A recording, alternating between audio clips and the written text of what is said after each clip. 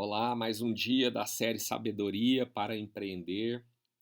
Hoje nós vamos estudar o capítulo 20 de Provérbios e vamos seguir da mesma forma, estudando, aplicando aqui os principais versículos que nós podemos trazer aprendizados, aplicações para a nossa jornada empreendedora, para o campo dos negócios. Vamos começar aqui, logo no versículo 1, tem um aprendizado importante para nós. Diz assim, ó: o vinho é zombador e a bebida forte causa alvoroço. Todo aquele que é vencido por eles não é sábio. Que o primeiro aprendizado que nós temos que ter é sempre analisar a Bíblia como um todo, né? E a Bíblia ela não proíbe o consumo da bebida alcoólica. Mas, por outro lado, ela diz que é pecado, ou seja, ela está proibindo a embriaguez. E aí, quem já consumiu bebida alcoólica, como eu consumi no meu passado, não falo isso com orgulho, eu acho que no momento em que eu consumi me trazia grandes danos, prejuízos, né? E já há alguns anos eu não consumo mais, eu fiz essa escolha. Mas quem consome em pequenas doses, desde que não se embriague, a Bíblia diz que não é pecado. Agora, o interessante é, né, eu me lembro muito bem de quando eu consumia, quem já consumiu também vai se recordar, é que após um copo de bebida alcoólica, seja cerveja, vinho, você já vai perder os seus sentidos. E aí você já vai estar pecando, porque você não vai ter o domínio próprio, né, que é um dos atributos do fruto do espírito, não vai ter o autocontrole, você perde um pouco dos sentidos, da razão. Então é por isso que, como Salomão está dizendo aqui, nós não devemos ser vencidos pela bebida. Quem é vencido não é sábio. Né? E o que nós estamos aprendendo aqui esses dias é andar no caminho da sabedoria, buscar sabedoria para nós aplicarmos na nossa jornada empreendedora, na nossa vida, nos nossos negócios. Então, cuidado com a bebida alcoólica, evite. Outra coisa importante que eu vi acontecer, já aconteceu comigo, aliás, também. Muitos homens de negócios são dominados pela bebida e aí sucumbem, né, ao consumo do álcool. Isso começa a interferir nas suas vidas pessoais, no casamento, no relacionamento com as pessoas e também interfere dentro das empresas. Existem práticas, né, no mundo empresarial de sair para se beber após o expediente de trabalho, com os colegas de trabalho, muitas vezes com fornecedores, com clientes. E muitas vezes ali se diz, a hora que se fica embriagado, diz o que não deveria dizer. Isso no futuro pode afetar as relações nos negócios. Às vezes, quando se consome a bebida alcoólica, no outro dia a pessoa está com uma ressaca, né? Ou seja, ela está indisposta, ela não trabalha bem, não rende bem, toma as péssimas decisões no seu dia de trabalho. Enfim, além dos homens que realmente sucumbem, né? São dominados pela bebida ao ponto de se tornarem alcoólatras, perderem o domínio, o controle dos seus negócios até o momento em que o negócio, muitas vezes, um negócio próspero, abençoado, ele começa a declinar e vai à falência. Então, muito cuidado com isso. Versículo 3. É uma honra para alguém ficar longe de conflitos, mas os insensatos se envolvem neles. Ou seja, é uma honra ficar longe de conflitos. E só um insensato para ficar envolvendo em conflito. Então, fuja de conflito. Corra de conflito, evite conflitos. Muitas vezes o conflito se apresenta diante de nós, né? Alguém vem buscar um conflito e você pode evitar, você pode escolher as palavras, você pode não revidar. Fuja de conflitos, inclusive no campo empresarial, nos negócios. Fuja, evite. Você vai evitar muito problema. Versículo 4, nós vamos ler o 4 e o 13, porque os dois estão trazendo o mesmo ensinamento, de novo a respeito de evitar a preguiça. O preguiçoso não ara as suas terras, porque é inverno. Por isso, No tempo da colheita, procura e não encontra nada. Não, agora o 13. Não ame o sono, para que você não empobreça. Abra os olhos e você terá pão de sobra. Aqui, como eu disse, né, mais um alerta de Salomão contra a preguiça.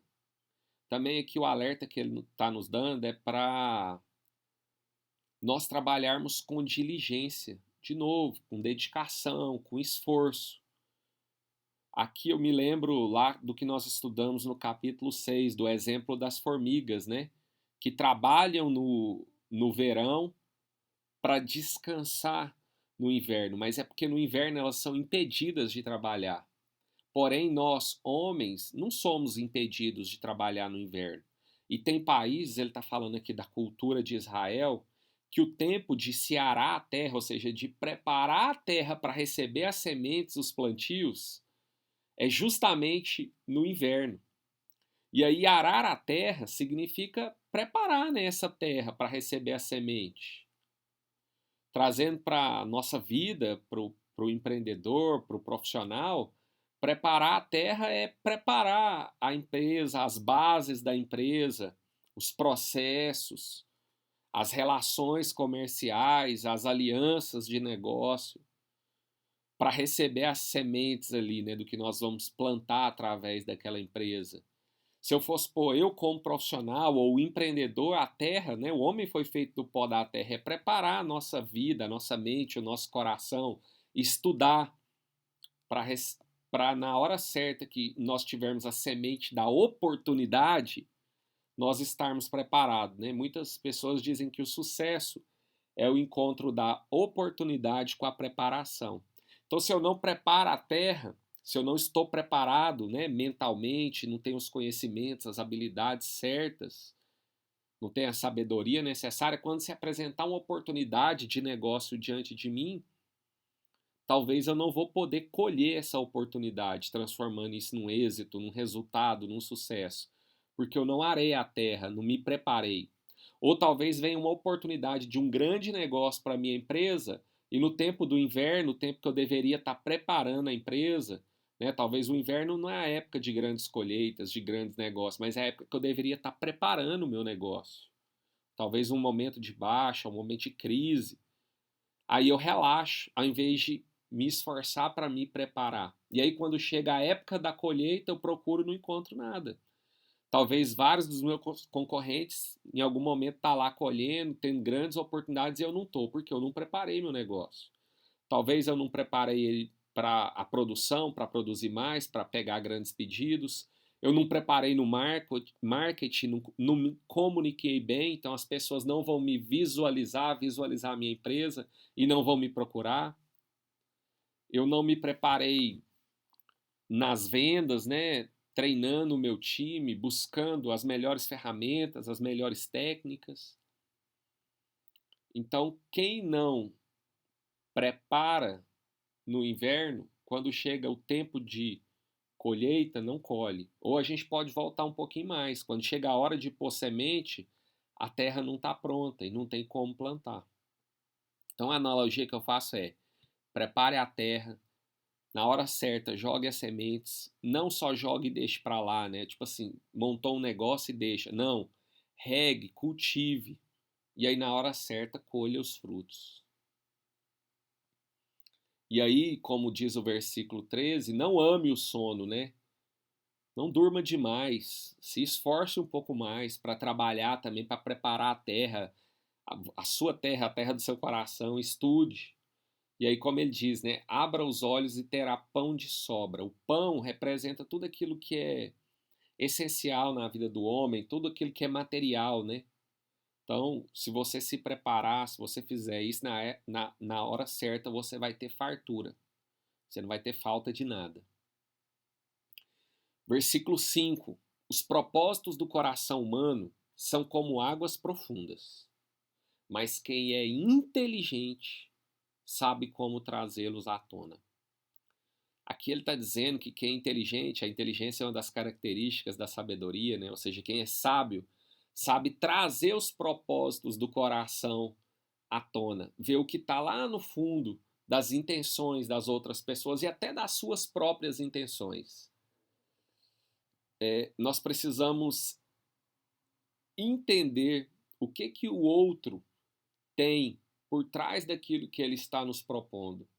Por isso que nós precisamos de discernimento, que também é uma das características da sabedoria, para entender o que está por trás das propostas que nós recebemos. Inclusive, né, no dia a dia dos nossos negócios. Toda hora nós recebemos propostas das mais variadas e temos que lidar com elas, responder a elas.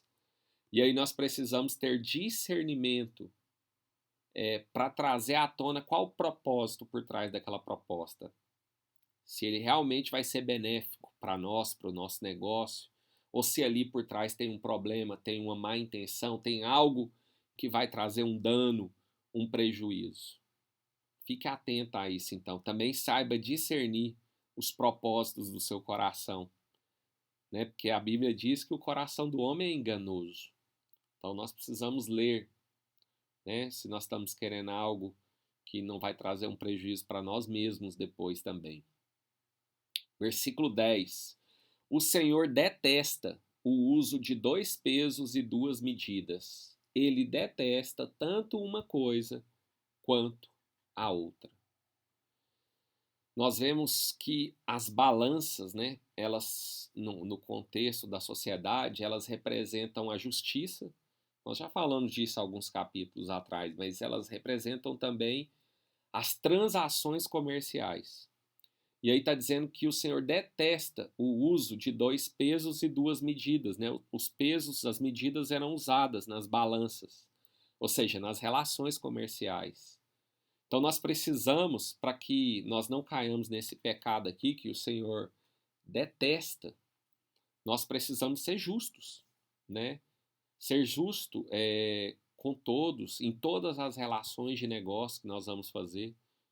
Não agir com diferença entre uma pessoa e outra, uma empresa e outra. Agir com justiça, né? Para que nós não venhamos a cair nesse pecado.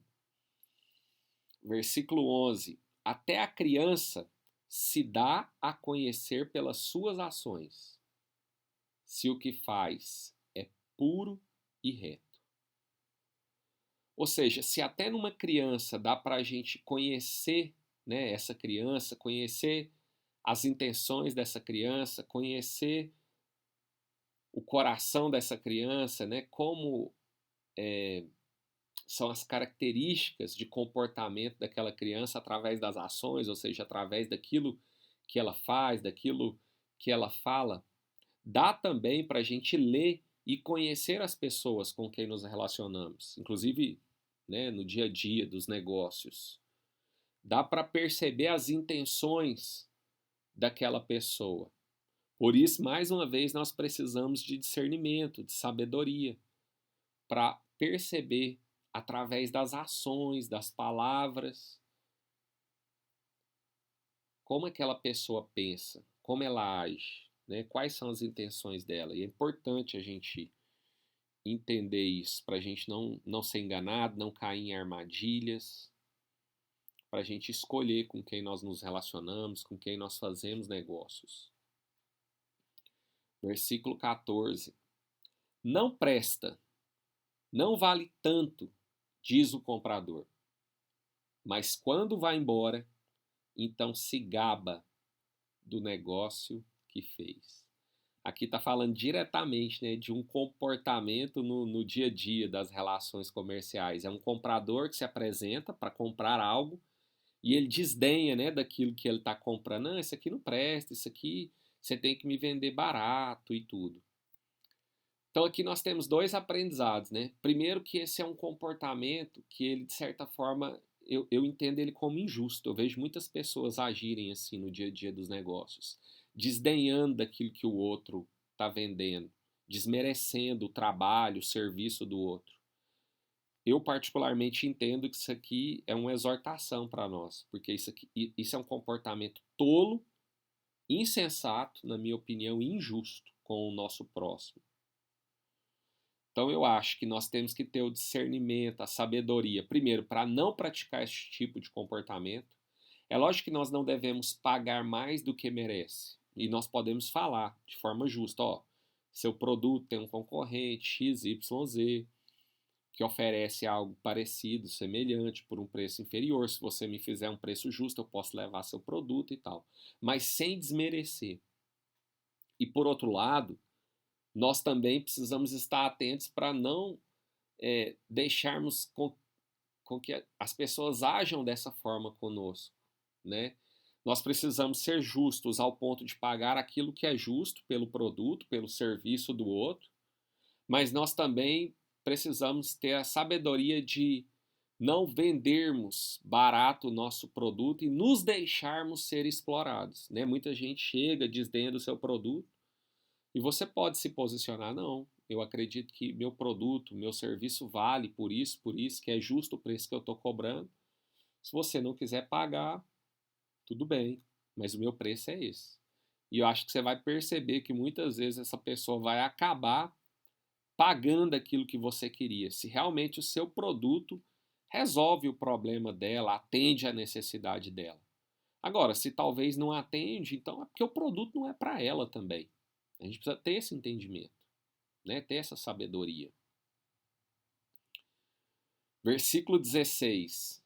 Que se tome a roupa daquele que fica por fiador de um estranho, que ela sirva de penhor quando ele se compromete por estrangeiros. Então nós vimos, né, ao longo de Provérbios aí, várias vezes a exortação de nós não ficarmos por fiador, nem de quem é próximo a nós, muito menos nesse caso aqui, ó, tá falando de ficar de fiador de um estranho, de alguém que eu mal conheço.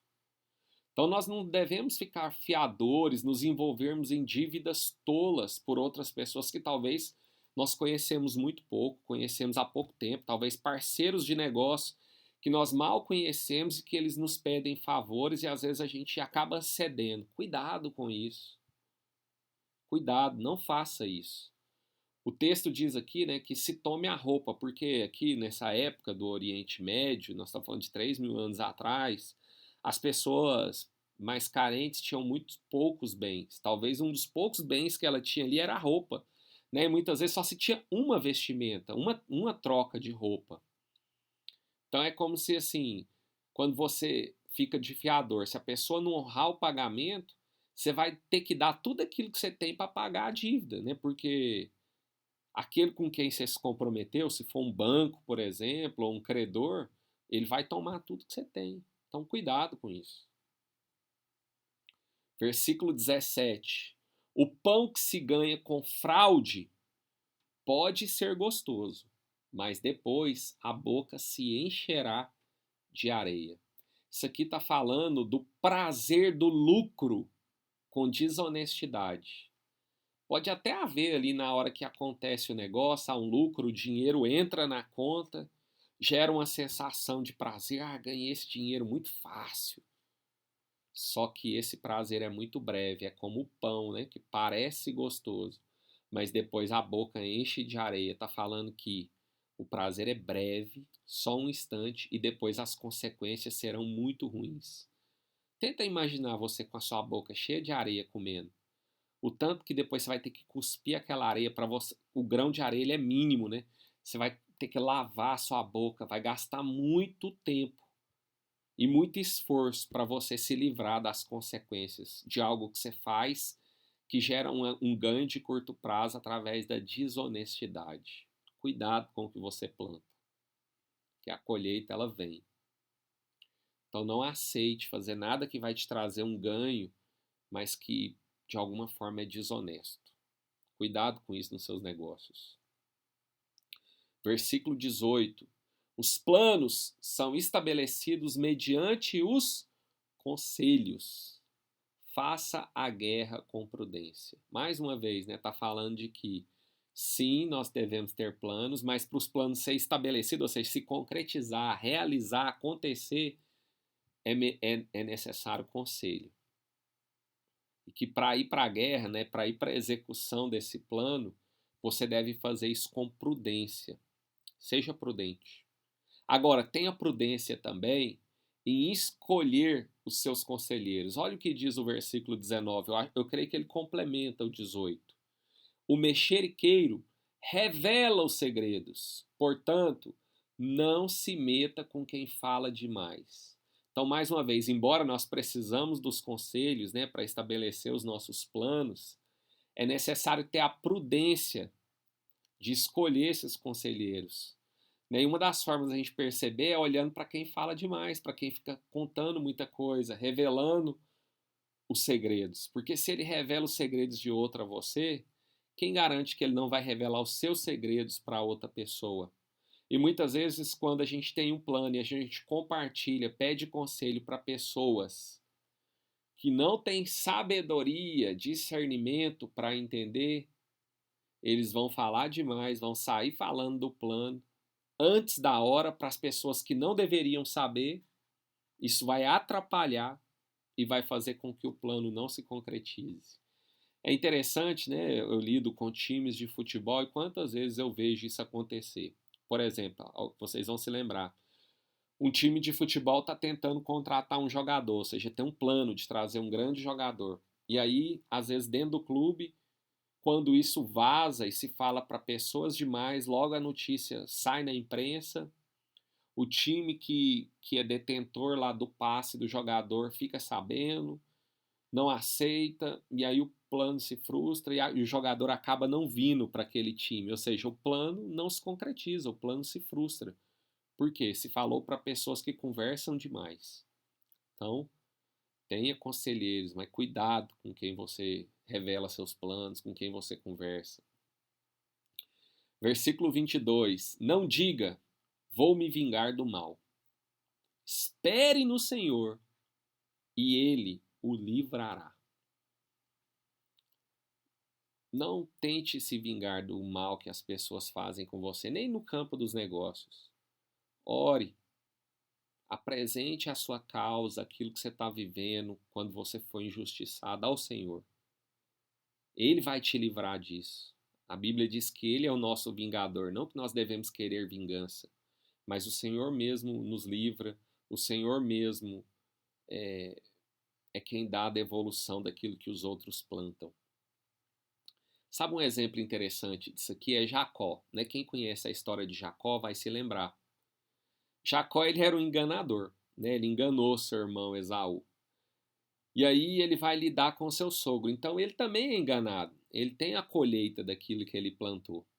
Só que o sogro de Jacó, que se chamava Labão, ele enganou Jacó. Ele era um pouco não, ele era enganador e ele era desonesto com Jacó.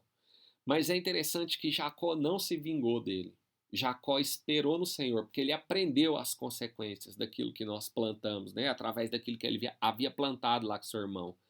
Jacó, de certa forma, ele passou pela experiência e ele aprendeu. Né? Muitas vezes nós erramos, mas nós precisamos aprender com as consequências do erro para nós não errarmos de novo. Então o que que Jacó ele faz? Ele não se vinga, ele espera o tempo que ele tem que trabalhar ali para o seu sogro. Durante aquele tempo que ele trabalha para o sogro dele, ele aprendeu a trabalhar, porque nós vemos que na casa do pai dele, ele era um homem que não trabalhava muito, Jacó parecia ser até assim, um pouco mais preguiçoso, mais espertão. Então ele aprende a trabalhar de forma esforçada, diligente. E aí o que acontece? No futuro, depois de um tempo, nós vemos que Deus abençoa Jacó, o fruto do trabalho dele.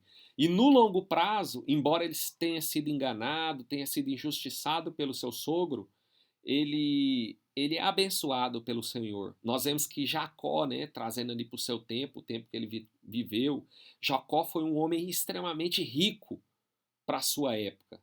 Então aprenda a esperar no Senhor e de forma alguma queira se vingar das pessoas que fazem mal a você. Inclusive nos negócios. Aprenda a esperar, continue trabalhando diligente, esforçadamente, né, a semear coisas boas, que o Senhor vai te dar a colheita na hora certa. Versículo 23. O Senhor detesta o uso de dois pesos e uma balança desonesta não é boa. Mais uma vez o Senhor falando disso, né, da balança que representa a justiça, as negociações comerciais. É o Senhor quem julga o mal. Mais uma vez, por isso que nós não devemos pesar nossa balança para o lado do mal. Nós não devemos nos vingar, como nós vimos, né, no versículo anterior. Espere no Senhor. Versículo 24. Os passos de cada pessoa são dirigidos pelo Senhor.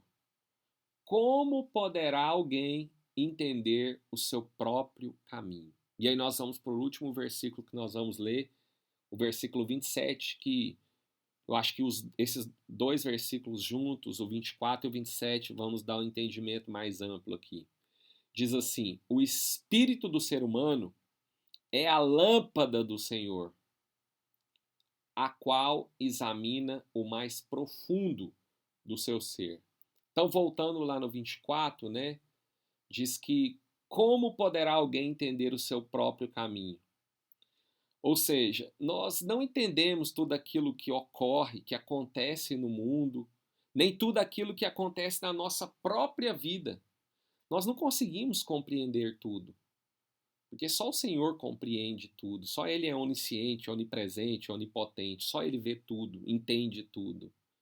Mas nós temos que confiar que Ele dirige os nossos passos, mesmo quando nós não estamos entendendo, né? Se nós temos uma vida entregue, consagrada ao Senhor, cremos no Senhor, temos fé no Senhor, nos relacionamos com o Senhor, Ele dirige os nossos passos, mesmo quando nós não estamos entendendo o que está acontecendo. É claro que nós somos responsáveis pelas nossas próprias atitudes, pelo que nós plantamos, mas muitas vezes nós não entendemos o que está acontecendo. E por mais que nós não entendamos, os propósitos do Senhor, eles sempre vão prevalecer. E é por isso que é Ele que dirige os nossos passos, para que os propósitos que Ele tem para realizar na nossa vida, para realizar através de nós, se cumpram. E é por isso que Ele dirige os nossos passos, mesmo que sejam por caminhos que às vezes nós não estamos conseguindo entender nem discernir. Por isso que nós temos que ter cuidado também em julgar o outro, que o outro está passando, porque às vezes a gente não sabe o que o Senhor está fazendo através daquela situação.